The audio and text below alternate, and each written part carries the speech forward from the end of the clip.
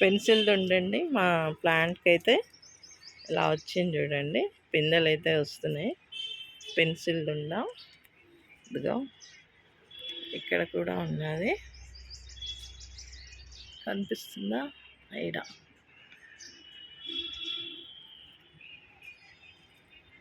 So పిందెలు అయితే వస్తున్నాయండి.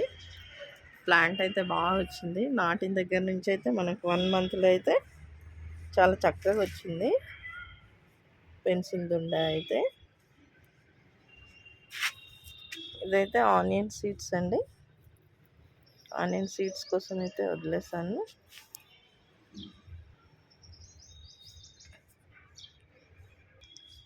స్ప్రింగ్ ఆనియన్స్ సల్లోట్లో అయినా మనం డైట్లో ఉన్న వాళ్ళం కూడా అండి ఈ స్ప్రింగ్ ఆనియన్స్ సలాడ్ చేసుకుంటే కీరా అది చాలా బాగుంటుందండి, హెల్త్కి కూడా మంచిది. ఇది రాగా కూడా తినొచ్చండి స్ప్రింగ్ ఆనియన్స్. ఇక్కడైతే చిల్లీ మంచి చక్కగా పూత వచ్చేసింది.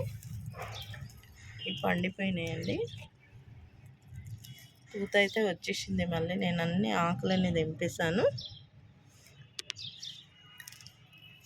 బాగా వస్తుంది పూత.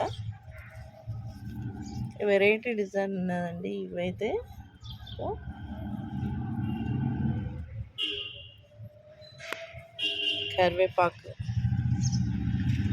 కరివేపాకు ఆయిల్లో వేడి చేసండి, కొంచెం మరిగించి తలకు పెట్టుకుంటే ఆయిల్ జుట్టు బాగా పెరుగుతుందండి.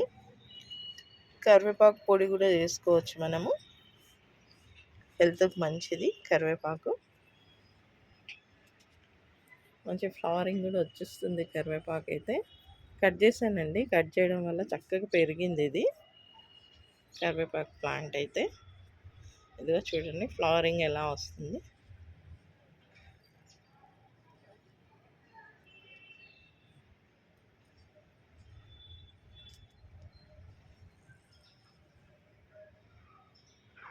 అంతా కట్ చేయడం వల్ల ఇంత గ్రోత్ వచ్చిందండి ఇది. టమాటో ప్లాంట్స్ అయితే వేసానండి. ఇవి నారు అయితే సీడ్స్ వేసి నేను పెట్టాను. టమాటా అయితే నాటానండి, చూడండి చక్కగా వచ్చింది. ఈ టమాటా నారు ఏంటంటే మనము ఎండాకాలం కాబట్టి నైట్లో ఈవినింగ్ నాటుకుంటే ఇప్పుడు ఫ్రెష్గా ఉంటుంది. మనం మార్నింగ్ పెడితే ఎండ ఉంటుంది కాబట్టి వాడిపోయే అవకాశం ఉంటుంది. అందుకని మనము నారు పెట్టినప్పుడు ఎండాకాలంలో నైట్లో ఈవినింగ్ నాటుకోవాలండి.